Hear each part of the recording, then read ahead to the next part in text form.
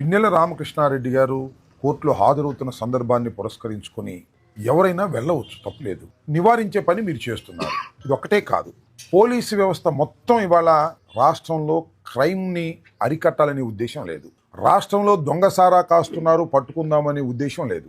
గంజాయి విచ్చలవిడిగా అమ్ముతున్నారు, దాన్ని పట్టుకోవాలనే ఉద్దేశం లేదు. రాజకీయ కక్షలకు మాత్రమే పోలీస్ యంత్రాంగాన్ని విపరీతంగా ఉపయోగిస్తున్నారు. ఇది దురదృష్టకరమైనటువంటి పరిణామం. నేను ఈ సందర్భంగా ఒకటే అడుగుతా ఉన్నా, నారా చంద్రబాబు నాయుడు గారిని అరెస్ట్ చేసినప్పుడు పవన్ కళ్యాణ్ గారు బయలుదేరి వచ్చారు, మీకు గుర్తుందిగా.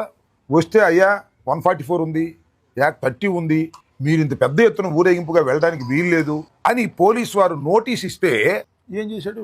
రోడ్డు మీద పడుకున్నాడు. అంటే ఆయన సినిమా యాక్టర్ కాబట్టి రోడ్డు మీద పడుకుంటే 10 మంది వస్తారనుకుని రోడ్డు మీద పడుకుని గందరగోళం చేశాడు. గందరగోళం చేయటమే కాదు, అసలు ఇది ప్రజాస్వామ్యమా, పోలీసులు ఈ విధంగా అడ్డుకుంటారా అని చాలా పెద్ద ఎత్తున గొడవ చేశారు. మరి వాళ్ళు ఏంటని అడుగుతా ఉన్నా. ఒక శాసనసభ్యుడు, మాజీ శాసనసభ్యుడు కోర్టుకు హాజరవుతున్న సందర్భంలో మేము వెళతామని మా ఇళ్ళకాడ పోలీసు బందోబస్తు పెట్టి ఎంతమందిని పెట్టారండి? ప్రతి ఇంటి దగ్గర ఓ 10-15 మందిని పెట్టారు. సుమారుగా పోలీస్ ఫోర్స్ అంతా ఈ గుంటూరు, పల్నాడు జిల్లాల్లో దీనికోసమే పెట్టినటువంటి సందర్భానికి ఏం సమాధానం చెప్తారు తెలుగుదేశం పార్టీ అని అడుగుతాం.